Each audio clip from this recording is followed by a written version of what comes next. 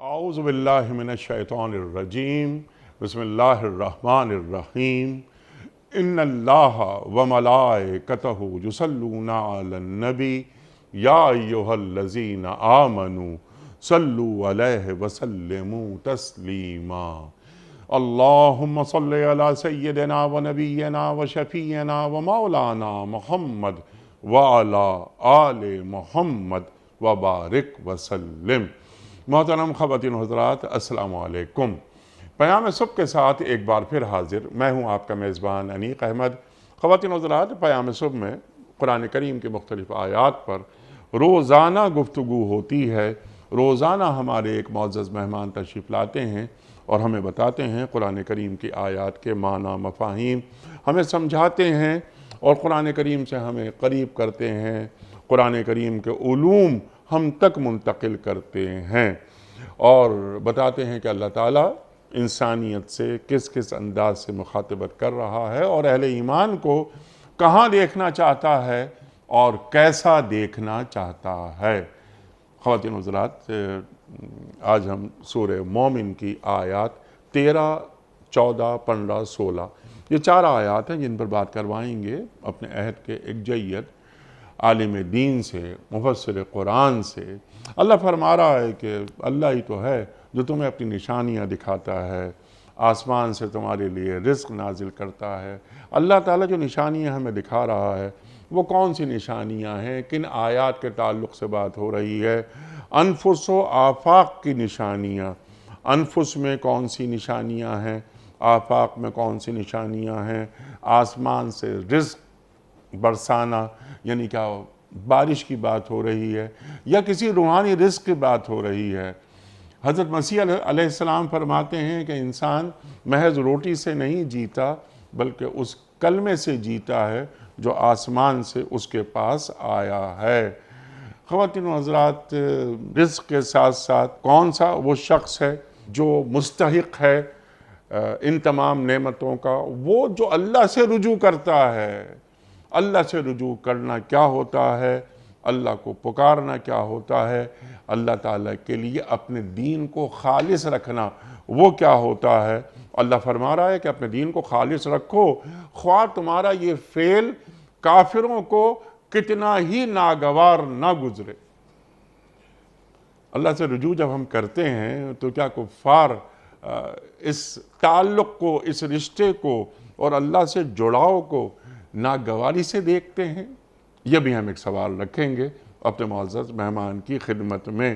اللہ تعالیٰ رفیع الدرجات ہے، بلند درجے والا ہے، مالک عرش ہے، اپنے بندوں میں سے جس پر چاہتا ہے اپنے حکم سے روح نازل کرتا ہے۔ اب یہ روح نازل کر رہا ہے تو روح سے کیا مراد ہے؟ اللہ تعالیٰ فرماتا ہے کہ ایک روز پوچھا جائے گا کہ آج بادشاہی کس کی ہے؟ اللہ اکبر، اللہ اکبر۔ آج پوچھا جائے گا کہ آج بادشاہی کس کی ہے؟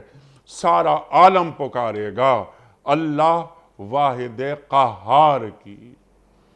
سوال ایک یہ بھی رکھیں گے کہ یہاں پر قہار کی صفت کیوں اللہ لا رہا ہے؟ قرآن کریم کا کوئی لفظ بے حکمت ہو ہی نہیں سکتا۔ جہاں اللہ تعالیٰ نے کیوں، کیا سامنے جابر اور باغی اللہ تعالیٰ سے رجوع نہ کرنے والے کھڑے ہیں، ان کے سامنے لا رہا ہے اللہ قہار کی صفت؟ خواتین و حضرات، سیکھیں گے محترم مفتی ارشاد احمد اعجاز صاحب سے۔ مفتی ارشاد احمد اعجاز صاحب ہمارے ملک کا ایک جانا مانا نام، فارغ التحصیل دارالعلوم کراچی۔ ایک دنیا کو آپ نے قریب سے دیکھا، آج کے جدید مسائل پر بھی آپ کی گہری نگاہ، مفسر قرآن محترم مفتی ارشاد احمد اعجاز صاحب۔ مفتی صاحب کو خوش آمدید کہتے ہوئے پروگرام کا آغاز اللہ تعالیٰ کے بابرکت نام سے، سورہ مومن آیات 13 سے 16۔ اعوذ باللہ من الشیطان الرجیم، بسم اللہ الرحمن الرحیم۔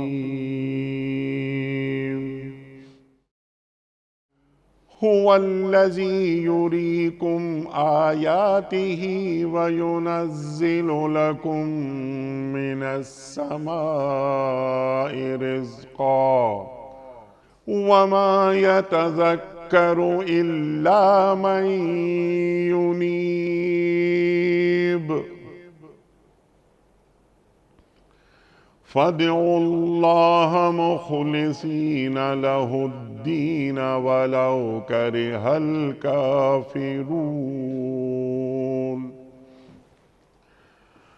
رفيع الدرجات ذو العرش يلقي الروح من أمره على من يشاء من عباده لينذر يوم التلاق يوم هم بارزون لا يخفى على الله منهم شيء لمن الملك اليوم لله الواحد القهار لله الواحد القهار صدق الله العظیم۔ وہی ہے جو تمہیں اپنی نشانیاں دکھاتا ہے اور آسمان سے تمہارے لیے رزق نازل کرتا ہے، مگر سبق صرف وہی شخص لیتا ہے جو اللہ کی طرف رجوع کرنے والا ہو۔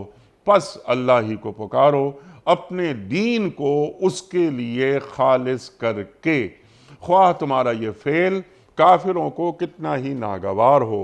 وہ بلند درجوں والا مالک عرش ہے، اپنے بندوں میں سے جس پر چاہتا ہے اپنے حکم سے روح نازل کر دیتا ہے تاکہ وہ ملاقات کے دن سے خبردار کر دے۔ اس روز پکار کر پوچھا جائے گا کہ آج بادشاہی کس کی ہے؟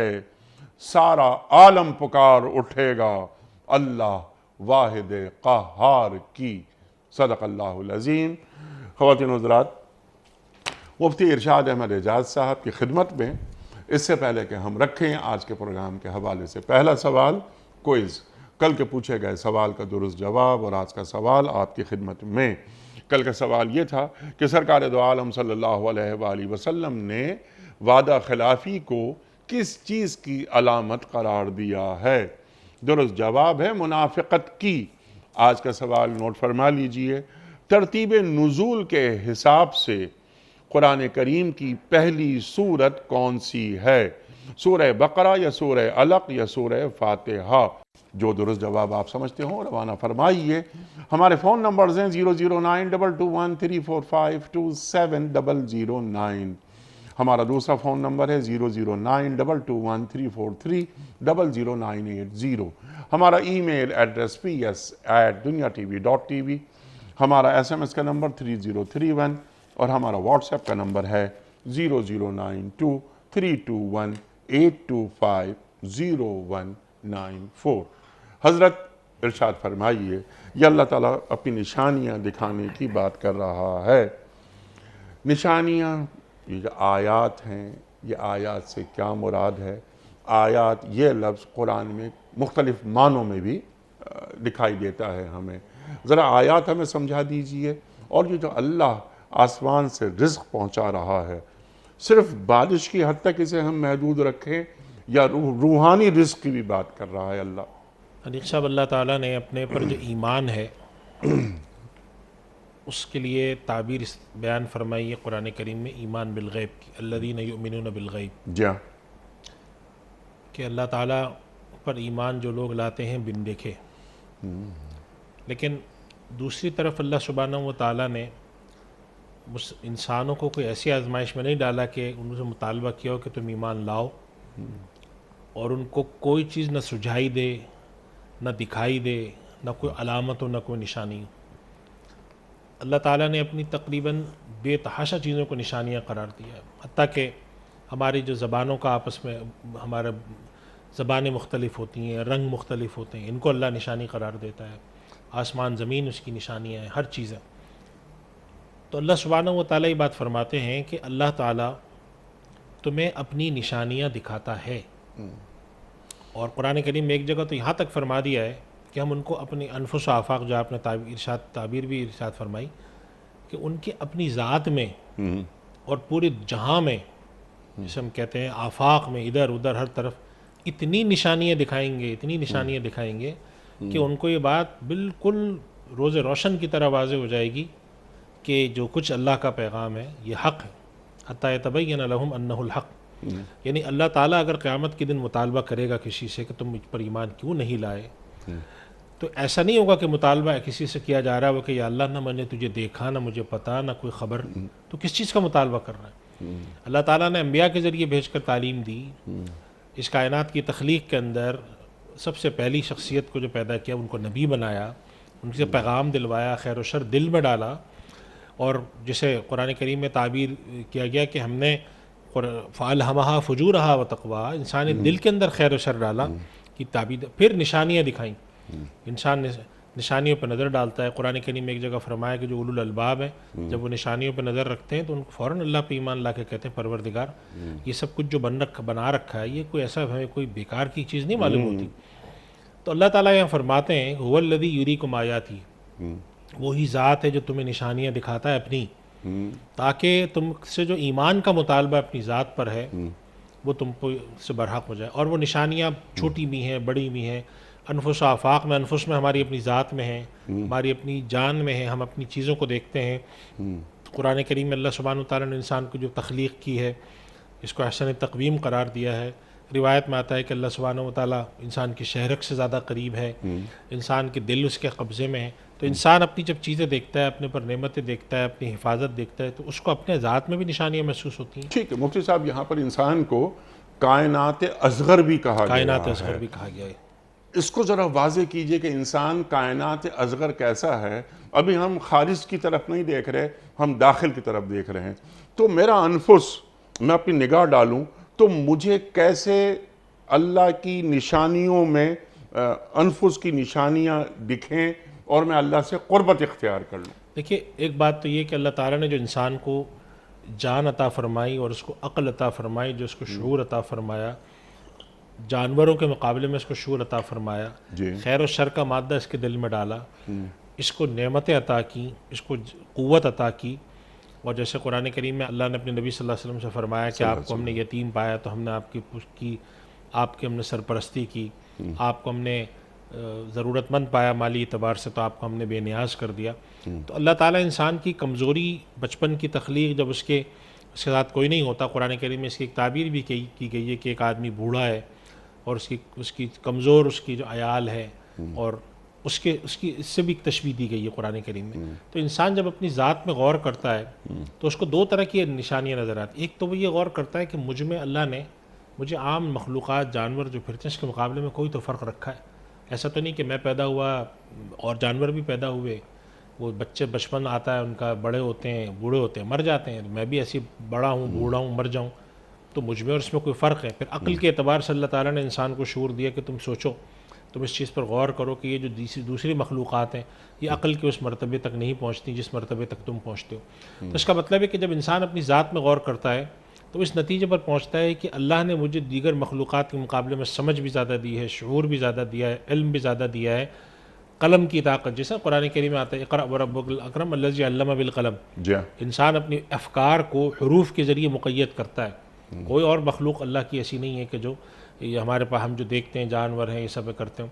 تو جب اللہ نے اس کو اتنی چیزیں دی ہیں تو پہلی بات جو انسان کے دل میں آتی ہے وہ یہ آتی ہے کہ ہماری کائنات میں جو تخلیق ہے وہ ابس نہیں ہے، کوئی تو مقصد ہے ہمارا۔ وہ مقصد کیا ہو سکتا ہے؟ تو وہ مقصد اللہ سبحانہ و تعالیٰ نے بہت سارے ایسی چیزیں جس سے انسان پر نہیں پہنچ سکتا، وہ انبیاء کے ذریعے ہدایت دے دی کہ دیکھو تمہاری تخلیق کا یہ مقصد ہے۔ تو جب انسان اس ہدایت کو اپنے مقصد سے جوڑتا ہے تو سمجھ میں آتا ہے ہاں یہ تو بات صحیح نظر آتی ہے۔ اگر صرف خواہشات نفس پر بالکل آزادانہ چلنا، جسے ہم فریڈم آف چوائس کہہ کے چلنا ہوتا، تو ہم سے زیادہ بہتر فریڈم آف چوائس تو جنگل کے جانوروں کے پاس ہوتی ہے، جہاں چاہو جیسا چاہو کھاؤ پیو رہو۔ تو اللہ تعالیٰ نے انسان کو ایک نظام کے تحت پیدا کر کے اس کے اندر جو یہ صفات رکھیں، جس کے اندر وہ غور کرتا ہے اور اس کو جو ہدایت ملتی ہے، اس کو یقین آ جاتا ہے کہ واقعی مجھ سے جو اگر کوئی مطالبہ کیا جاتا ہے کہ تمہیں اس لیے پیدا کیا گیا وما خلقت الجن والانس الا لیعبدون، تو یہ بات صحیح ہے، اس لیے کہ میں اپنے اندر غور کروں تو مجھے سمجھ میں آتا ہے کہ مجھ میں اور دیگر مخلوقات میں اللہ نے فرق رکھا، میرے ساری دنیا کو میرے لیے اللہ نے مسخر کر دیا، وسخر لکم ما فی السماوات وما فی الارض جميعا من، اللہ نے ان چیزوں کو میرے لیے مسخر کیا ہے، مجھے عقل کی طاقت۔ آج انسان جو ہے وہ 100 منزلہ بلڈنگ بنا کے رہتا ہے، شیر اور چیتے وہیں کے وہیں ہیں، ان کی لائف سٹائل میں کوئی تبدیلی نہیں ہے، زندگی میں تبدیلی نہیں، تو اللہ نے کچھ تو دیا ہے مجھے، اب وہ صرف اس لیے دیا ہے تو انسان کو ہدایت وہی اور ایک تسلسل سے وہی آ رہی ہے انسان کے پاس، تو انسانیت کے پاس وہی کی شکل میں ایک پیغام کسی بھی شکل میں موجود ہے کہ تمہیں پیدا کرنے والی کوئی ذات ہے اور تمہیں جا کر کہیں حساب دینا، یہ تصور دنیا کے مذاہب میں موجود ہے۔ اب اس تصور کو کھوجنا اور اس کے تلاش حق میں آگے جانا، جس طرح تم مادی چیزوں کو کھوجتے کھوجتے یہاں تک پہنچے ہو، جس طرح تم سفر کی سہولتیں تلاش کرتے آج تم یہاں تک پہنچ گئے ہو، اس طرح تم دنیا سے باہر جانے کی کوشش کر رہے ہو تو خدا شناسی کی بھی کوشش کرو، یہ بھی تو ایک مطالبہ ہے تم سے۔ تو جب انسان اپنے ذات میں غور کرتا ہے تو اس کو سمجھ میں آ جاتا ہے کہ اگر مجھے صرف یہی مادی زندگی گزارنی مقصود ہوتی تو اس کے لحاظ سے پھر اللہ تعالیٰ نے مجھے جو اور چیزوں کی سمجھ دی ہے، فلسفیانہ فہم دیا ہے، چیزوں کے اشیاء کے حقائق تک پہنچنے کا ادراک کا تصور دیا ہے، دنیا سے باہر سوچنے کا تصور دیا ہے، اور ان سب چیزوں کا جو تصور دیا ہے تو یہ بلا وجہ میں تو نہیں دیا۔ تو یہ انفس کی جب ہم دلیل ڈالتے ہیں اور پھر اس کے علاوہ جب آفاق میں نظر کرتے ہیں تو جب انسان انفس اور آفاق کی دلائل کو ملاتا ہے اور وحی کی ہدایت کو ملاتا ہے، جب تین چیزیں آپس میں ملتی ہیں تو کوئی ایک ایسا شخص نہیں ہے جو اہل عقل، مجموعی طور پہ بات کر رہا ہوں، خاص طور پہ وہ لوگ جو کہ کسی بھی قوم کے اندر سربراہ ہوتے ہیں یا جسے حل و عقد کہتے ہیں، یا معاشرے کی جنہوں نے زمام کار اور معاشرے کی نبضیں تھامی ہوئی ہوتی ہیں، وہ اس حقیقت تک پہنچتے ہیں ان تین چار چیزوں کو ملا کر، کہتے ہیں کہ نہیں کوئی چیز تو ہے، خدا کا کوئی پیغام تو ہے، کوئی انبیاء کی ہدایت تو ہے، کوئی چیز تو ہے، کوئی تو مطالبہ ہے ہم سے۔ اب اس کے سامنے آنے کے بعد اگر وہ اس کو ریجیکٹ کرنے کے بعد، اس کو پیچھے ڈالنے کے بعد اپنی خواہش نفس کو اوپر لاتے ہیں، یہ ہے وہ مقام جس کے بارے میں اللہ سبحانہ و تعالیٰ فرماتے ہیں کہ پھر ان سے سوال ہوگا اور ان سے پوچھا جائے گا۔ اگر آپ اللہ کے نبی صلی اللہ علیہ وسلم کے زمانے کے مشرکین مکہ کی تاریخ پڑھیں تو آپ کو جگہ جگہ ملتا ہے کہ ان سے جب پوچھا جاتا تھا کہ یہ برحق ہے یا نہیں، قرآن کریم میں خود فرمایا الذین آتیناہم الکتاب یعرفونہ کما یعرفون ابناءہم، کہ حقیقت ان پہ واضح ہو جاتی ہے۔ حضرت موسیٰ علیہ السلام نے اپنی قوم سے کیا کہا کہ حضرت موسیٰ علیہ السلام نے ان سے کہا وَقَدْ تَعْلَمُونَ أَنِّي رَسُولُ اللَّهِ إِلَيْكُمْ، تم اس بات کو اچھی طرح جانتے ہو میں اللہ کا پیغمبر ہوں تمہارے پاس، پھر بھی تم یہ کرتے ہو۔ تو اللہ تعالیٰ انسان کو اس کے اندر جو دلائل انفس میں موجود ہیں، آفاق میں موجود اور وہی، ان تین چیزوں کے ذریعے اللہ تعالیٰ انسان کو اتنی ہدایت اور اتنی عقل اور اتنی فہم پہنچا دیتا ہے جس کے ذریعے اس کو ادراک ہو جاتا ہے کہ یہ بات ہے تو صحیح، یہ ہے تو نبی، یہ بات ہے تو صحیح۔ اب اس کے بعد اس کی جو مختلف ہیں خواہشات، میں بھی پچھلے دنوں ایک تاریخ میں پڑھ رہا تھا کہ جب ان لوگ ابو جہل اور دو تین جو بڑے بڑے رہنما تھے ان کے قریش کی، چپ چپ کر اللہ کے نبی صلی اللہ علیہ وسلم کی تلاوت سنتے تھے، تو ایک دن تینوں آپس میں ٹکرا گئے، وہ سن کے واپس آ رہے تھے، تو ان سے نے پوچھا کہ یہ جو کچھ پڑھتے ہیں تم نے کبھی سنا ہے؟ تو اس نے کہا نہیں واللہ میں نے آج تک یہ بات نہیں سنی، بالکل نئی باتیں کرتے ہیں۔ تو ابو جہل سے انہوں نے پوچھا دوسرے نے کہ پھر تمہارا کیا خیال ہے؟ تو اس نے کہا نہیں، ہم نے ان کے بارے میں کہا، نبی کریم صلی اللہ علیہ وسلم بنو ہاشم کے بارے میں، ان کے خاندان نے کھلانا پلانا شروع کیا، ہم نے کھلانا پلانا شروع کیا، ہمارے اس نے، انہوں نے خانہ کعبہ کی ذمہ داری سنبھالی، ہم نے سنبھالی، آج انہوں نے ایک نبی کا دعویٰ کیا تو ہم بھی نبی کا دعویٰ کریں کیا؟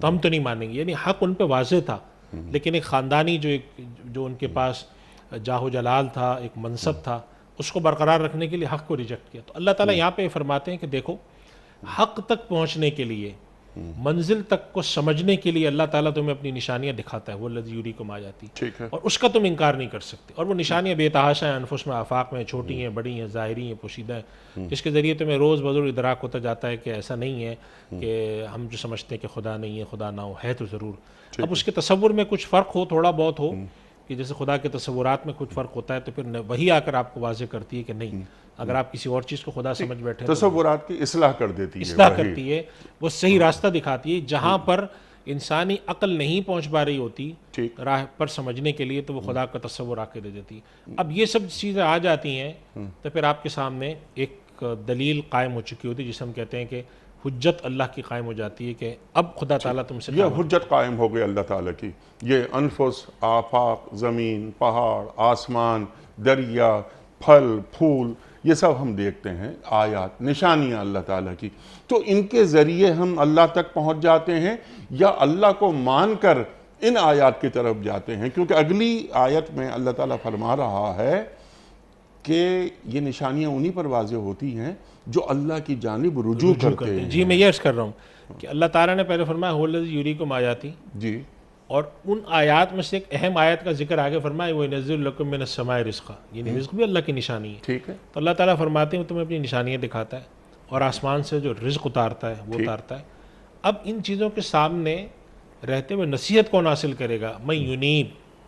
یہاں یونیب سے مراد ایک من حیث المجموع خدا کی تلاش میں، خدا کو کی معرفت میں جھکنے والا شخص ہے. یعنی کہ ایک تو وہ شخص ہے جو مومن ہو کر اللہ کی طرف رجوع کرتا ہو، وہ تو ویسے اہل ایمان میں سے. لیکن ایک شخص ہے جو تلاش حق میں آتا ہے. اللہ کے نبی صلی اللہ علیہ وسلم کی خدمت میں جو لوگ آئے ہیں، صحابہ کرام کے بعض واقعات آپ سنتے ہیں تو آپ کو سمجھ میں آتا ہے کہ جس وقت وہ مومن نہیں بھی ہوئے تھے ان کے اندر انابت پائی گئی. سبحان اللہ. تو آئے، حاضر ہوئے، آپ کا پیغام سنا، پوچھا، سبحان اللہ. پھر انہوں نے کہا کہ آپ کی بات ہمیں اچھی لگتی ہے. حضرت عبداللہ ابن سلام ہے، حضرت ابو ذر غفاری رضی اللہ عنہ جی جب آئے تھے 2-3 دن مکہ مکرمہ میں رہے، کانوں میں روئیاں ڈالے رہے، پھر خود اپنے آپ کو کوسا انہوں نے کہ بھائی تم ایک سردار کے بیٹے ہو، تم کیا کانوں میں روئیاں ڈالے پھرتے ہو، ذرا سنو تو صحیح کہتے کیا ہیں. اب یہ جب انابت پائی جاتی ہے رجوع اللہ کہ بھئی آدمی حق کی بات سننے تو گیا. یہ جسے منیق صاحب ہمارے یہاں اس طرح کی بہت روایت ملتی ہیں، آپ نے سنا ہوگا ایک شخص گناہگار ہے لیکن خدا کی طرف رجوع کرنے کے لیے توبہ کرنے جا رہا ہے. وہ ایسے واقعات روایت میں ملتے ہیں. بیچ میں اس کی موت ہو گئی تو دیکھا گیا کہ وہ توبہ کی طرف زیادہ قدم تھے اس کے. یا تو اگر ایک شخص خیر کی تلاش میں ہوتا ہے گناہ کے باوجود، یہ شخص ہے منیب، کہ اس کے دل میں ہے کہ نہیں بھائی میں غلط کر رہا ہوں، مجھے جانا چاہیے، مجھے ایمان کی تلاش ہے. اور اگر یہ شخص نہیں ہے، اس کے مقابلے میں ایک شخص باغی اللہ کے مقابلے میں کھڑا ہے، مجرم ہے، تو پھر اس صورت کے اندر جیسے قرآن کریم میں فرمایا نا کہ ان اللہ یامر بالعدل والاحسان وایتاء ذی القربی وینہی عن الفحشاء والبغی والمنکر. تو بغی کا بھی ایک تصور آتا ہے کہ وہ بغاوت کے انداز میں کھڑے ہیں کہ نہیں ہمیں نہیں ماننا. جب بغاوت کے انداز میں کھڑے ہوتے ہیں یا خواہشات نفس کی پیروی کیے جاتے ہیں تو پھر اللہ سبحانہ و تعالیٰ فرماتے ہیں نا قرآن کریم میں کہ اگر ایک شخص ہے جس کو ہم نے مہر لگا دی، اضلہ اللہ علی علم، جانتا ہے پھر بھی اللہ نے گمراہ کر دیا، وختم علی سمعہ وقلبہ وجعل علی بصرہ غشاوہ، پھر اس کو اللہ کے علاوہ کوئی ہدایت نہیں دیتا. تو اللہ سبحانہ و تعالیٰ فرماتے ہیں کہ من حیث المجموع انابت. اور عجیب و غریب بات ہے نیک صاحب، آپ قریش مکہ کے زمانے سے آج تک دیکھیں جن کو قرآن کریم میں ایک تعبیر کی گئی ہے الذین کفروا وصدوا عن سبیل اللہ. یہ صد عن سبیل اللہ کیا ہوتا ہے؟ یہ صد عن سبیل اللہ یہ ہوتا ہے کہ جس شخص نے خدا کی طرف انابت کے لیے سیکھنے کی کوشش کی نا، ذرا سنو تو صحیح کیا بات کر رہے، اس کے راستے میں رکاوٹ اٹکا دی.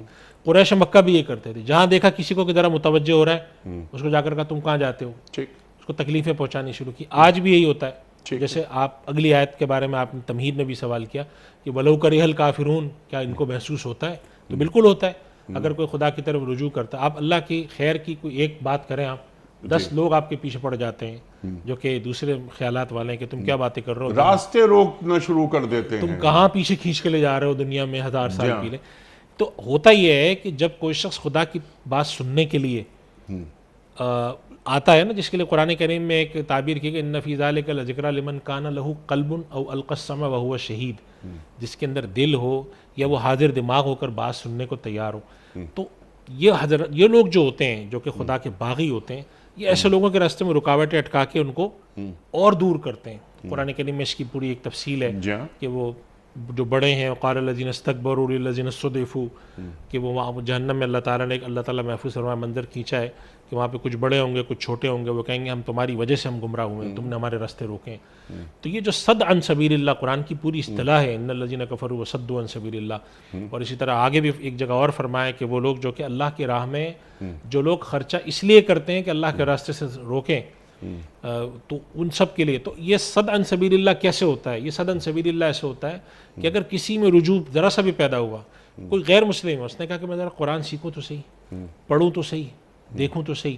یا قرآن یا دین کے بارے میں جو ایک فضا قائم کی جاتی ہے کہ یہ بہت ہی دہشت گرد یا آؤٹ ڈیٹڈ یا بیکورڈ ہے, یہ دراصل صد عن سبیل اللہ ہے. اور صد عن سبیل اللہ سے مراد ہے کہ کوئی بھی رجوع کر رہا ہے, کوئی بھی ذرا سا جھکا تو اس کے راستے میں جا کر رکاوٹ. تو اگر کوئی شخص خدا کی طرف رجوع کر کے جھکتا ہے, دیکھتا ہے کہ اللہ سنو تو صحیح, تو پھر اللہ تعالیٰ فرماتے ہیں اس کو نصیحت مل جاتی ہے. تو یہ انابت جو ہے اس کے مقابلے میں دو چیز ہوتی تو اس کے لیے یعنی دیکھوں تو صحیح کہ یہ حق کیا ہے, حق تک پہنچنا چاہ رہا ہے. یونیب کی جو آپ نے بات فرمائی کھولا, اس کے لیے اہل ایمان یعنی یہ مومن ہونا ضروری نہیں ہے. نہیں, یعنی اگر ایک شخص مومن ہے تو اس کو تو ایمان کے لیے انابت نہیں, وہ تو اس کے لیے تو یہ حکم ہے کہ اگر کوئی شخص مومن ہے اور وہ اللہ کی طرف بڑھنا چاہتا ہے, تقرب کی اللہ کا حاصل کرنا چاہتا ہے, اللہ کی بندگی میں آگے جانا چاہتا ہے, اس کا بھی یہی معاملہ ہے کہ اگر کوئی اللہ کی طرف ایمان لانے کے بعد بھی جب انابت ہوتی ہے تو درجات کی بلندی ہوتی ہے. ورنہ آپ دیکھیں گے بہت سارے لوگ مومن ہیں لیکن گناہ میں مبتلا ہیں. ٹھیک ہے, یہاں پر دونوں باتیں مراد ہے کہ اگر کوئی ایمان سے پہلے بھی انابت کرتا ہے, ایمان سے پہلے اگر تلاش حق میں نکلتا ہے, جیسے صحابہ کے واقعات میں اللہ ہدایت دیتے ہیں. آج بھی ہمارے ایسے بہت سارے واقعات آئے دن یورپ سے آتے رہتے ہیں. ایک آدمی نکلا, اس نے جا کر صرف کسی سے مسجد گیا تو تھا وہ اس لیے کہ وہ جا کر وہاں فائرنگ کرے گا, حملہ کرے گا, لیکن 6 مہینے بعد مسلمان ہو گیا. وہاں کوئی ایسا آدمی اس کو ٹکرا گیا, اس نے اس کو کہا کہ تم مجھے پڑھو قرآن. پڑھا تو اس کے دل میں آیا, میں ذرا دیکھوں تو صحیح. اب جب دل میں اس کے یہ آیا تو اس کا مطلب ہے اس کے دل میں ایک تھوڑا سا خیر کی تلاش پیدا ہوئی.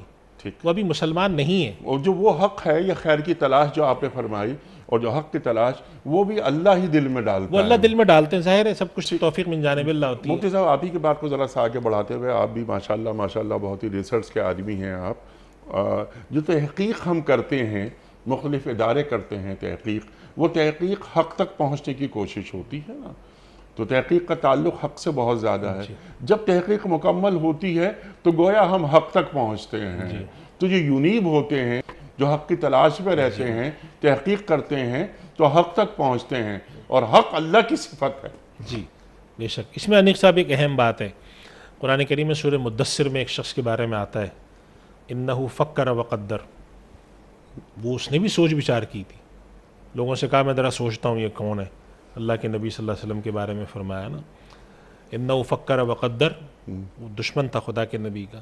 ثم قتل کیف قدر, تو اس نے کیا کہا, ثم نظر وبصر ثم عبس واستکبر ثم ادبر واستکبر فقال ان ھذا الا سحر یؤثر.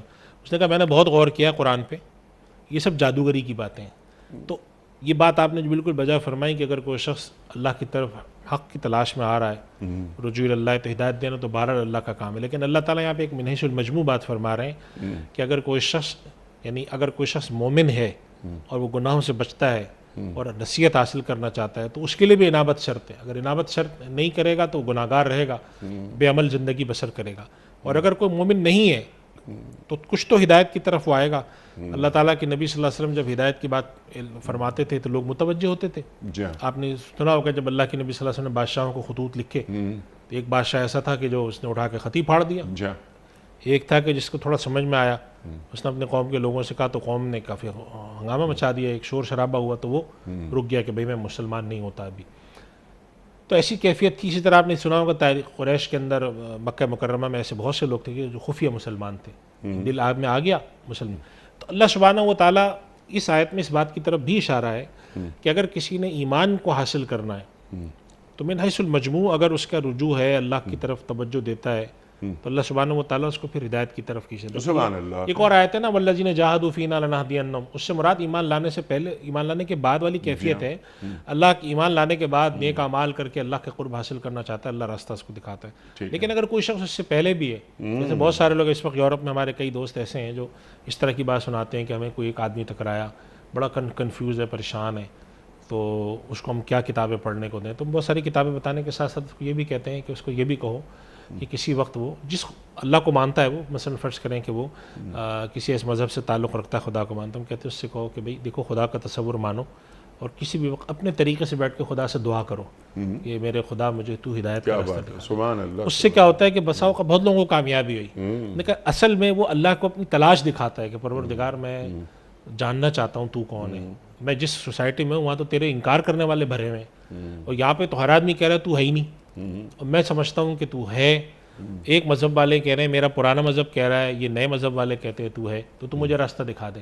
تو ایک نوعیت کی انابت پائی گئی نا، رجوع پائے گی اللہ سے، اللہ تعالیٰ پھر ہدایت دے دیتے ہیں. لیکن اگر تو اسی وجہ سے ہم لوگ یہ کہتے ہیں کہ جب آپ دعوت دیں تو لوگوں کے اندر ایک کیفیت پیدا کریں، چاہے وہ مومن ہو یا غیر مومن ہو. اگر غیر مسلم ہے تو ایمان کی طرف کیفیت پیدا کریں، اور اگر مسلمان ہے تو تعلق مع اللہ کی طرف، عمل کی طرف، گناہ سے تعلق مع اللہ یعنی اللہ کو اللہ سے مانگنے کی ایک تڑپ پیدا ہو جائے. جب وہ تڑپ پیدا ہو جاتی ہے تو پھر اللہ سبحانہ و تعالیٰ انسان کو راستے دکھاتا چلا جاتا ہے. اور جو آپ نے آیت تلاوت فرمائی، لَنَهْدِيَنَّهُمْ سُبُلَنَا، اللہ اکبر اللہ اکبر سبحان اللہ، اللہ راستے کھولتا چلا جاتا ہے. اچھا اب فوراً اللہ تعالیٰ، بلکہ ایک سوال میں نے اور رکھا تھا آپ کی خدمت میں، اس کا جواب مجھے نہیں ملا اب تک. یہاں رزق کی بات ہو رہی ہے، آسمان سے رزق اللہ تعالیٰ فراہم کرتا ہے. ہم سب سامنے کی بات بارش، کوئی روحانی رزق بھی اللہ تعالیٰ فراہم کر رہا ہے؟ جی بالکل. دیکھیں اللہ تعالیٰ ہدایت کے ذریعے جو رزق پیدا کرتا ہے، یعنی مراد ہے کہ جیسے انسان کا ذہن ہے اس کے رہنمائی فراہم کرنا، یہ رزق کی بہت سی صورتیں ہیں. تو بارش کی شکل میں، جی اسی طریقے سے اللہ سبحانہ و تعالیٰ مختلف لوگوں کے دلوں میں مختلف چیزوں کی ایجادات، آپ دیکھیں کہ پچھلے 400 سال میں بہت ساری ایجادات ہوئی ہیں. تو اللہ تعالیٰ جیسے قرآن کریم میں مفسرین نے لکھا ہے کہ وَأَوْحَىٰ رَبُّكَ إِلَى النَّحْلِ، کہ اے نبی آپ کے رب نے شہد کی مکھی کو وہی کیا، وہی کی. تو وہ مراد انہوں نے یہاں سے لی کہ یہاں وہی سے مراد ایک مخصوص اس کا متوجہ کرنا یا اس کے دل میں خیال ڈالنا. تو انہوں نے لکھا ہے کہ یہ وہی تکوینی کی ایک کیفیت، اور یہ اللہ تعالیٰ بندوں میں جاری رکھتا ہے بلا تفریق، مومن غیر مومن، انسان اور غیر انسان، اپنی مخلوقات میں جاری رکھتا ہے. تو اس سے کیا کرتا ہے، یہ بھی تو رزق کی شکل ہے نا. آج ہم ان نعمتوں میں بیٹھے ہیں، آج جس کمرے میں ہم بیٹھے ہیں، آج سے کوئی 500 سال پہلے اس طرح کے کمرہ، اس طرح کی ٹھنڈک، اس طرح کی روشنی کا تصور. تو اللہ تعالیٰ ہر طرح کا رزق بندوں کو دیتا ہے، بارش کی شکل میں، نعمتوں کی شکل میں، اور بہت ساری سہولیات کی شکل میں، ایجادات ان کے دلوں میں ڈال ڈال کے یہ سب چیزیں کراتا رہتا ہے اللہ سبحانہ و تعالیٰ. تو اللہ سبحانہ و تعالیٰ اس چیز کی طرف بھی اشارہ فرمایا، روحانی رزق بھی دے رہا ہوتا ہے، ہدایت کی بھی. اور اس کے ساتھ ساتھ علیق صاحب، اگر امت کے اندر ایک ایسا شخص پیدا ہوتا ہے جسے ہم مجدد کہہ دیتے ہیں، کہ اللہ کی طرف سے ایسے لوگ پیدا ہو جاتے ہیں کہ جو تجدید دین کا کام کرتے ہیں، تو یہ بھی تو ایک روحانی نعمت ہے نا خدا کی، کہ اللہ ان کو بھیجتا ہے، ان کے ذریعے دین کا پھر احیاء ہو جاتا ہے، اللہ کی طرف جانے والے راستے جو دوبارہ تر و تازہ ہو جاتے ہیں.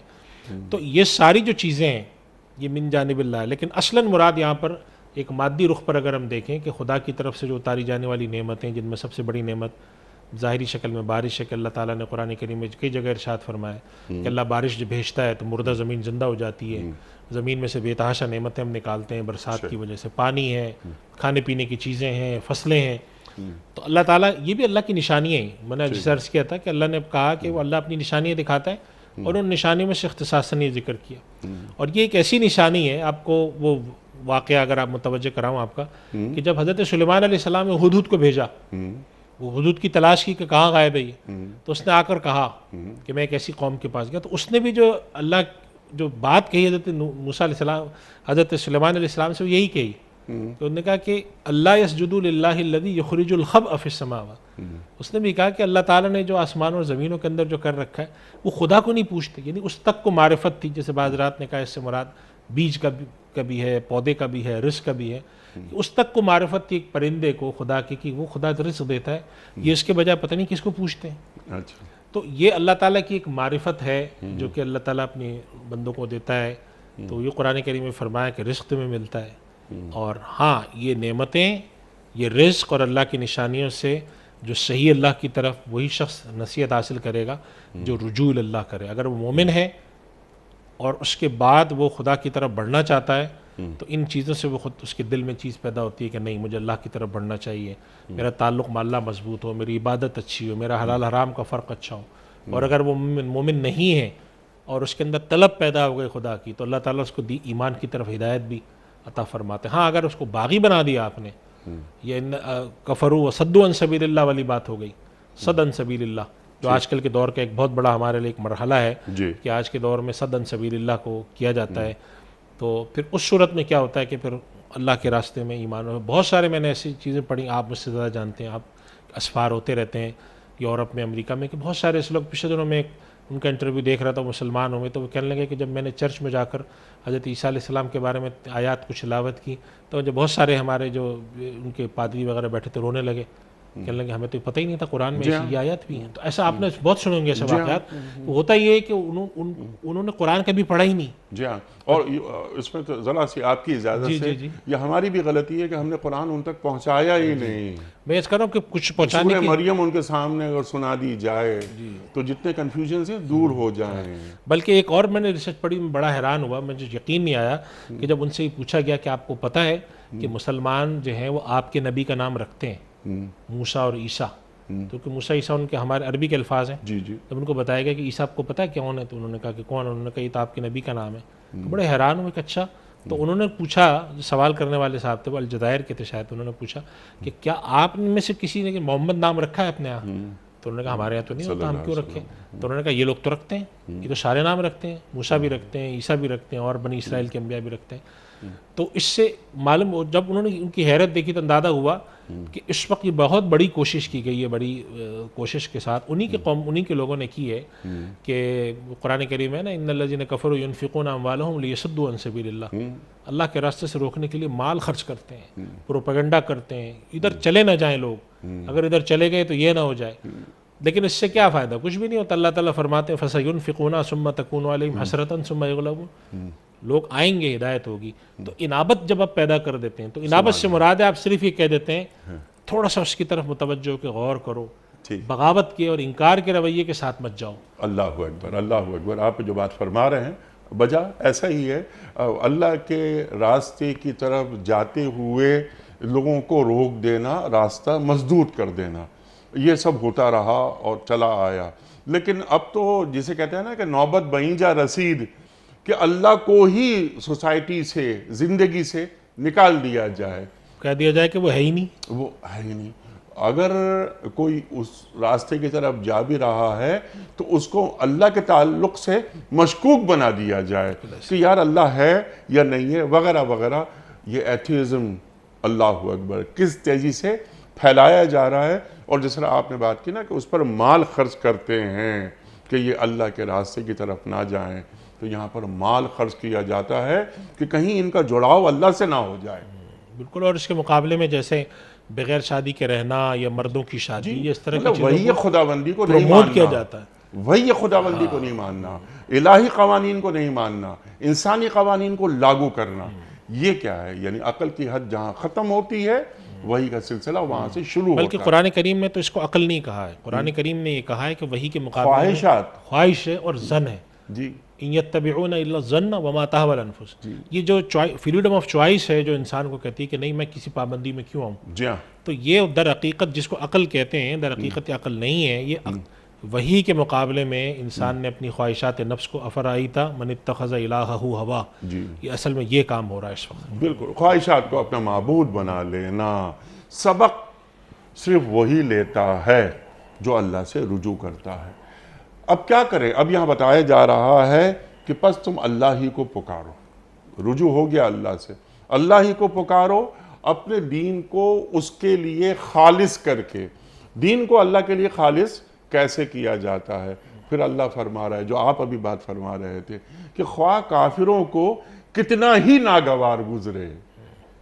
یعنی آج کے الفاظ میں اگر میں کہوں, آپ کی بات بالا ہوتی ہے کہ دین پر چلو اور دعوت دین کے جھنڈے کو معذرت خواہانہ رویے اس کے ساتھ مت اٹھاؤ. نہ معذرت خواہانہ نہ مدافعانہ.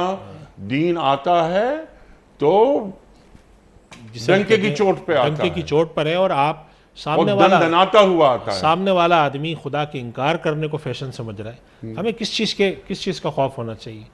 قرآن کریم میں اللہ تعالیٰ یہ بات فرماتے ہیں کہ وَلَوْ كَرِهَ الْكَافِرُونَ, یعنی ماحول ایسا بنا دیا جائے کہ لوگ کہیں گے دیکھو کتنا اولڈ فیشن ہے, یہ خدا کو مانتا ہے. جی. ایئرپورٹ پہ نماز پڑھ رہا ہے, ایئرپورٹ پہ نماز پڑھتا ہے, خدا کو مانتا ہے, کتنا بیکار. تو آپ نے ان کو جا کر یعنی آپ نے معذرت خواہانہ آنی, بس میں کیا کروں میرے ماں باپ نے سکھا دیا, اور یہ کچھ نہیں. آپ نے کہنا ہے کہ تمہیں شرم آنی چاہیے کہ تم خدا کو نہیں مانتے. کائنات کی اتنی بڑی حقیقت, تمہیں شرم آنی چاہیے, اور ہمارے لیے فخر کا مقام ہے کہ ہم مسلمان ہیں. بالکل ہے. تو خدا کو مانتے ہیں, ہم مسلمان ہیں. اس وقت جو ایتھیزم کا جو غلغلہ کھڑا کیا جا رہا ہے, وہ تو سمجھے آپ کہ اس کا تو وہ تو سمجھے آپ کہ جو ہماری کرسچینٹی اس کے خلاف ہے, جوڈائزم کے خلاف ہے, اسلام کے خلاف ہے. یعنی یہ تو سارے لوگوں کے خلاف ہے نا. یعنی میں حیران ہوتا ہوں اس پر کہ ایک آدمی جو ہے وہ اس چھوٹی سی مکھی یہاں سے اڑ کر وہاں کیسے جاتی ہے، اور ایروڈائنمک جو اس کی ہیں اس کے اوپر ریسرچ کرنے کے لیے وہ 15 سال جنگل میں جا کے رہنے کو تیار ہوتا ہے، اور انتھروپولوجسٹ جو ہوتے ہیں، جی لیکن خدا کے اوپر تحقیق کرنے پہ تیار نہیں ہوتا. صحیح. یعنی ایسا دل موڑا گیا ہے کہ بھئی اللہ کے بندو، ٹھیک. الہیات، اس کائنات کی پرانی حقیقت خدا کا ماننا ہے، خدا کا انکار تو یہ ماڈرن بات ہے. بالکل ٹھیک. تو ذرا سا اس کو بھی تحقیق کرو، خدا کی طرف چلو. تو اللہ تعالیٰ فرماتے ہیں فد اللہ، اللہ کے لیے خالص ہو کر دین پکارو، یا اللہ ہم تیرے ماننے والے ہیں، اور اس میں کسی چیز کی مداہنت کی، شرم کی اس کی ضرورت نہیں ہے. فخر ہونا چاہیے، 10 جگہ کھڑے ہو کر ہونا چاہیے، مخلصین الدین ولو کری الکافرون، خدا کے ماننے والے کتنے. اور پھر اللہ تعالیٰ آگے جو آیت ہے اس میں یہ فرما رہا ہے کہ کسی ایسے کو ماننے کا حکم نہیں دے رہا کہ تم کسی بت کو پوجنا شروع کر دو یا کسی بے حقیقت چیز کو. رفیع الدرجات ذو العرش، ایسی بڑی ہستی کے بارے میں وہ کہہ رہا ہے، وہ عرش کا مالک ہے، رفیع الدرجات ہے، اور وہی جس پر وہ چاہتا ہے بھیجتا ہے. اور پوری جو اگلی آیت اس کو ہم کرتے ہیں تو تاکہ اللہ تعالیٰ فرماتے ہیں کہ جس دن جمع ہونا ہے قیامت کے دن.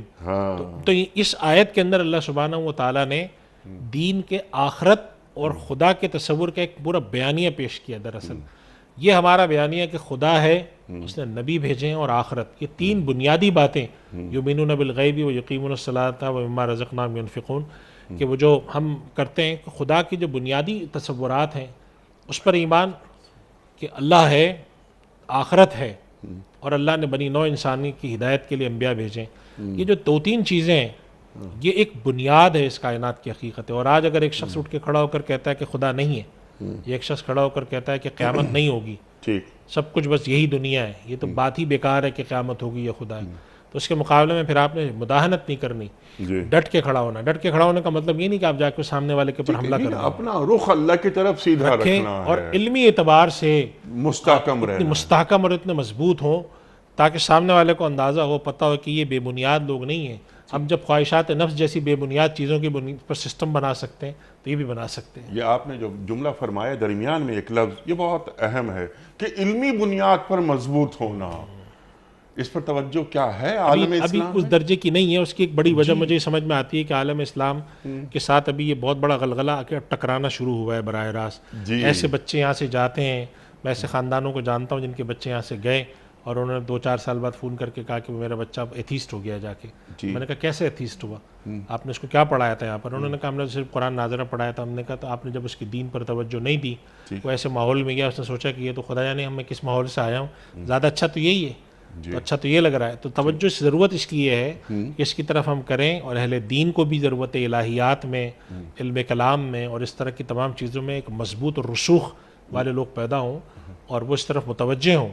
اور یونیورسٹیز بھی متوجہ ہوں. فلسفے کے لحاظ سے اگر ہم جو فلسفی پڑھاتے ہیں اس کے اندر جو ہمارے کلاسیکل فلسفے ہیں ان کو پڑھایا جائے، یعنی علمی بنیاد مضبوط، عہد سے جوڑا جائے، لمحہ موجود سے جوڑا جائے، علمی بنیاد پہ مضبوط. جیسا آپ نے بات فرمائی کہ بچے کو بھجوا دیا مغرب اور وہاں وہ بچہ ایتھیسٹ ہو گیا، ملحد ہو گیا، اللہ کا تصور اس کے دماغ سے نکل گیا. لیکن مفتی صاحب یہاں پر ایک سوال یہ بھی تو پیدا ہوتا ہے نا کہ ہم اپنے بچوں کو بھجوا دیتے ہیں مغرب، ہم اپنا را میٹیریل مغرب ٹرانسفر کر دیتے ہیں. جب تک ہم اپنا علم پروڈیوس نہیں کریں گے اور مانگے ٹانگے کے علم کے ذریعے چلتے رہیں گے تو ہمارا یہی حال ہوگا. مغرب کے زہریلے دودھ سے دین کا صحت مند مکھن نہیں نکالا جا سکتا. انیق صاحب بات یہ ہے کہ یہ بات بالکل آپ بجا فرما رہے ہیں، ہمیں اس کی بڑی ضرورت ہے توجہ دینے کی کہ مغرب کے پاس سے جو ہمیں مفید چیزیں وہ تو لائیں ضرور، لیکن ظاہر سی بات ہے کہ ہم یہ سمجھتے ہیں کہ جو مغرب ہے اس کے اندر اگر دنیاوی ترقی بہت بہتر ہوئی ہے لیکن ان کے جو الہی فلسفے ہیں وہ اس وقت الہات پر ہیں، انکار خدا پر ہیں، مذہب کو بالکل ہی پیچھے ڈال دینے پر ہیں. وہ چیز اگر ہمارے یہاں امپورٹ ہوتی ہے تو انسان کو یہ تہیہ کرنا چاہیے کہ میرے جیتے جی یہ کام نہیں ہو، اس لیے کہ اللہ نے مجھے اپنی ذات تک مکلف کیا ہے تو میں اپنے خاندان میں، اپنے معاشرے کے اندر ایسی افکار پیدا کروں کہ خدا کا انکار کرنا جو ہے یہ زیادہ قبیح شکل ہے بمقابلہ خدا پہ ایمان لانے کے، جو انہوں نے الٹا کر کے پیش کیا ہوا ہے کہ ایک آدمی جو ہے وہ خدا کا انکار کر دے اور ایسی بڑی چیزوں کا انکار کر کے بیٹھا ہوا ہے. جب آپ جا کے گفتگو کرتے ہیں ان سے ان کے پاس کوئی چیز نہیں ہوتی، جی ہاں بالکل بالکل خالی ہوتا ہے. آپ کو تو ایسے لوگوں سے بہت ٹکراؤ ہوتا ہوگا کہ 10 سے 15 منٹ گفتگو آپ کریں تو سوائے اس کے کہ وہ پھر گالم گلوچ کرتے ہیں یا برا بلا کہتے ہیں، آکورڈ کہتے ہیں، اس کے علاوہ علمی بنیادیں نہیں ہیں ان کے پاس. بجا فرمایا آپ نے.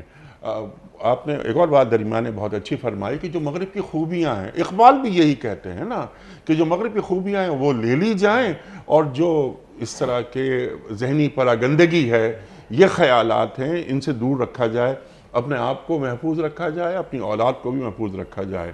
اور جو الہیات کی آپ نے بات کی، دین کو خالص کرنے کی بات کی اللہ کے لیے، دین کو اللہ کے لیے خالص کیسا کیا جاتا ہے؟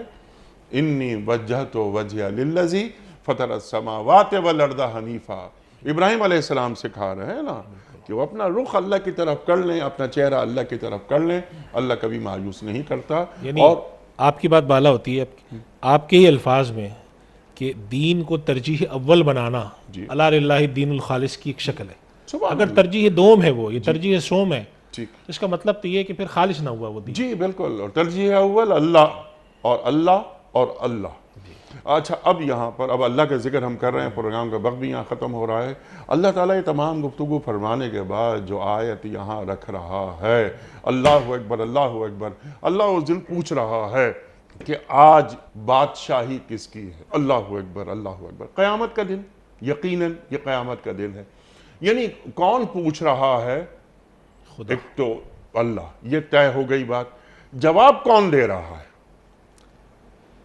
دیکھیے یعنی صاحب، یہ ایک بہت سارے حضرات نے لکھا ہے کہ یہ دراصل ایک علامتی بات ہے، یعنی علامتی سے مراد یہ کہ وہاں جو بھی کھڑا ہے اس کو اس وقت تک یہ حقیقت پتہ چل چکی ہے کہ کون ہے۔ لیکن اللہ سبحانہ و تعالیٰ، جو آپ نے ایک تعارف کے اندر ایک بات بھی ارشاد فرمائی تھی کہ للہ الواحد الرحمن نے کہا، جی قہار کہا، قہار کہا، چونکہ اس وقت سارے فرعون اور حامان سب کھڑے ہوئے ہیں خدا کو نہ ماننے والے۔ اللہ اکبر۔ اس وقت اللہ کی جو قدرت بالغہ ہے اس کا اظہار ہے کہ آج کون ہے بادشاہ۔ حضرت قرآن کریم میں اللہ سبحانہ و تعالیٰ نے مومنوں کے سامنے اپنی صفت کی ہے رب العالمین، قل اعوذ برب الناس ملک الناس الہ الناس۔ لیکن اس دن خاص طور پر رب والی بات کے بجائے اللہ تعالیٰ ملک والی بات پر زور دے رہا ہے کہ حاکمیت کس کی ہے آج؟ تم تو دنیا میں تمہیں انبیاء نے آ کر کہا تو تم نے انبیاء کو آرے سے کاٹا، تو ظاہر ہے ساری آدم علیہ السلام سے آج تک کی مخلوق جمع ہوگی نا۔ تم نے انبیاء کو آرے سے کاٹا، انبیاء کو پتھر مارے، دین کو تم نے یہ کہا، تم نے یہ کیا، اور یہ سمجھتے تھے کہ نہیں ہے خدا، خدا کا انکار کیا اور کہا وما یہلکنا الا الدہر، خدا ودا کون ہے، ہمیں تو زمانہ مار دیتا ہے۔ آج بتاؤ کس کی بادشاہت ہے؟ تو پھر یہ اب یہ جواب کون دے گا؟ بعض روایت میں آتا ہے اللہ تعالیٰ خود اعلان کریں گے، جو کہ مخلوق کا تو کوئی ہمت ہی نہیں ہوگی۔ بعض روایت میں آتا ہے کہ مخلوق کی طرف سے جو ایک جو اظہار جائے گا وہ یہی ہوگا کہ تیرے علاوہ کون ہو سکتا ہے بادشاہ پروردگار، یعنی کہ تو اللہ تعالیٰ اپنی حاکمیت انا ربکم الاعلی کہنے والے بھی وہاں ہوں گے، نمرود جیسے لوگ بھی ہوں گے، حضرت ابراہیم علیہ السلام کے مقابلے میں جو آتے تھے، جو کہتے تھے انا احیی و امید، ایسے بھی ہوں گے۔ سب کو کھڑا کرے گا اللہ تعالیٰ، کہے گا آج بتاؤ کون ہے غالب اور سب پر حکمراں اور خوب زبردست قوت رکھنے والا، تو اعلان ہوگا کہ للہ الواحد القہار۔ سبحان اللہ۔ تو اب اگر ان لوگوں میں انابت اور رجوع ہوتا تو شاید اللہ تعالیٰ ربوبیت کی بات فرماتے، رحمان کی بات فرماتے، لیکن چونکہ وہاں پر اللہ سبحانہ و تعالیٰ، جیسے آخری بات کر کے میں بات ختم کرتا ہوں، حضرت عیسیٰ علیہ السلام سے جب اللہ سبحانہ و تعالیٰ فرمائیں گے کہ آپ نے ان کو کہا تھا کہ تم، تو وہ کہیں گے کہ پروردگار ایک جملہ کہیں گے بہت ہی عجیب و غریب جملہ، ان تعذبہم فإنہم عبادک، اللہ تو اگر عذاب دینا چاہتا ہے تیرے بندے، بخشنا چاہتا ہے تو بخش دے۔ تو اللہ تعالیٰ فرمائیں گے ھذا یوم ینفع الصادقین صدقہم، یہ بات صحیح ہے کہ میں بخشنے والا مہربان ہوں، لیکن آج کا دن فیصلے کا دن ہے، تو سچوں کو ان کا سچ نفع دے گا۔ یعنی مراد یہ ہے کہ اللہ تعالیٰ چاہے تو سب کو بخش دے، سب کو جنت میں ڈال دے، لیکن چونکہ اس نے اس کا نام ہی رکھا ہے یوم الدین، انصاف کا دن، تو وہ انصاف تو کرے گا۔ اب اس کے بعد اگر وہ کسی کے اندر مجموعی طور پہ خیر دیکھ کے اس کو بخش دے، اس کو جہنم میں نہ ڈالے، وہ ایک الگ بات ہے۔ فَيَغْفِرُ لِمَن يَشَاءُ وَيُعَذِّبُ مَن يَشَاءُ۔ لیکن جو لوگ سرکش تھے، انبیاء کو آروں سے کاٹا ہے، جنہوں نے پتھر مارے ہیں انبیاء کو، تو ان کو تھوڑی چھوڑے گا اللہ۔ یحییٰ علیہ السلام کا سر کاٹ کر تشت میں رکھ کر ملکہ کو پیش کیا جا رہا ہے۔ اور وہ حدیث میں آتا ہے نا، جب صحابہ نے شکایت کی تو آپ نے کہا پچھلی امتوں نے تو آرے سے پورے درخت کاٹے جس میں ہم نے بھی چلے گئے، نبی کریم صلی اللہ علیہ وسلم کو پتھر مارے گئے طائف میں، قریش نے کیا کیا نہیں کیا، شیب ابی طالب میں بند کیا، اور پتہ نہیں کیا کچھ نہیں ہوا۔ تو ایسے وہ لوگ جو کہ جبار اور اللہ کے دشمن تھے، باغی تھے، جب وہ نکلیں گے تو پھر اللہ تعالیٰ وہاں پہ اپنا قہار اور اپنے حاکم اور غالب ہونے کی بھی اس کا اظہار فرمائیں گے، چونکہ وہ اس کی شان کا تقاضا ہے۔ ہاں باقی جو ہے یغفر لمن یشاء ویعز من یشاء، وہ بادشاہ ہے، وہ مالک بادشاہ۔ ہم جب بولتے ہیں تو ذرا آج کے بادشاہ سمجھ میں آتے ہیں، اس لیے کہنا چاہیے وہ شاہوں کا شاہ ہے، مہربان اور رحیم ہے، علیہ اللہ بحکم حکم الحاکمین، الحاکمین، لیکن احکم الحاکمین بھی ہے. تو وہ یوم الدین کا مالک ہے. اس نے اپنی صفت بیان کی ہے کہ وہ master of the day of judgment, اس دن کا وہ جو ہے وہ مالک ہے. تو وہ اس دن کچھ تو کرے گا اللہ سبحانہ و تعالیٰ، اور قیامت کے دن ایسے فیصلے فرمائیں گے. تو اس پورے منظر کو اللہ تعالیٰ بیان فرما رہے ہیں کہ اللہ ایسا ہے ایسا ہے، اور قیامت کے دن یہ فیصلہ فرمائے گا. تو یہ اس لحاظ سے دیکھیں تو یہ اس صورت میں اللہ کا تصور خدا، حاکمیت خدا، غلبہ خدا، اور آخرت کے دن اللہ کا جو طریقہ کار ہے اس کا بیان ہوا ہے. سبحان اللہ. کیونکہ ایک دن ہمیں پلٹ کر اسی کے پاس جانا ہے. اللہ تعالیٰ اپنی نشانیاں دکھا رہا ہے. اللہ تعالیٰ آسمان سے رزق برسا رہا ہے. بارش کی بھی بات کی مفتی صاحب نے، اور روحانی رزق کی بھی بات کی کہ جو آسمان سے انسانیت کے نام آتا ہے. مسیح علیہ السلام کا ایک قول وہ بھی گفتگو میں آیا کہ انسان محض روٹی سے زندہ نہیں رہتا، اس کلمے سے زندہ ہوتا ہے کہ جو آسمان سے اس تک پہنچ رہا ہے یا پہنچا ہے. خواتین و حضرات، اللہ تعالیٰ کے لیے اپنے دین کو خالص کرنا کیا ہوتا ہے وہ بھی ہم نے مفتی ارشاد صاحب سے سیکھا. اور قیامت کے دن اللہ تعالیٰ بیان فرمائے گا کہ آج کے دن کا مالک کون ہے، اور پورا عالم کہے گا کہ اے اللہ آپ واحد قہار. تو جب ہم اللہ تعالیٰ کے سامنے پہنچیں تو ہم اللہ سے رجوع کرنے والوں میں شامل ہوں، اور اللہ تعالیٰ ہم پر نظر عنایت کرے اور ہم سے کلام کرے. مفتی صاحب کا بہت شکریہ. خواتین و حضرات، وقت یہاں مکمل ہوا ہمارے آج کے پروگرام کا. کوئز. کل کا سوال ہمارا یہ تھا کہ سرکار دو عالم صلی اللہ علیہ وآلہ وسلم نے وعدہ خلافی کو کس چیز کی علامت قرار دیا ہے؟ درست جواب منافقت کی. آج کا سوال نوٹ فرما لیجئے. ترتیب نزول کے حساب سے قرآن کریم کی پہلی سورت کون سی ہے؟ سورہ بقرہ، سورہ علق یا سورہ فاتحہ؟ جو درست جواب آپ سمجھتے ہوں روانہ فرمائیے. ہمارے فون نمبرز ہیں 00922134527 ہمارا دوسرا فون نمبر ہے 0092213430098. ہمارا ای میل ایڈریس ps@dunyatv.tv. ہمارا SMS کا نمبر 3031 اور ہمارا واٹس ایپ کا نمبر ہے 009232182509194. مفتی صاحب قبلہ ایک پرچی نکال کر اعلان فرما دیجئے. آج کے ونر ہیں اظہار الحق قراسی صاحب لاہور سے. اظہار الحق لاہور سے آپ کی خدمت میں دنیا ٹی وی کی جانب سے دینی کتب پر مشتمل گفٹ ہیمپر آپ کے گھر بذریعہ کوریئر روانہ کیا جا رہا ہے. آپ کو بہت بہت مبارک ہو. پیام صبح کا اختتام ہوتا ہے روزانہ ایک قول پر، اور وہ قول ہوتا ہے صاحب نہج البلاغہ امیر المومنین حضرت علی مرتضیٰ کرم اللہ وجہہ کا. آپ فرماتے ہیں قرض لینا غلامی ہے اور اس کا ادا کر دینا آزادی ہے. قرض لینا غلامی ہے اور اس کا ادا کر دینا آزادی ہے. سبحان اللہ سبحان اللہ. اپنے میزبان انیق احمد کو کل تک کے لیے اجازت دیجیے.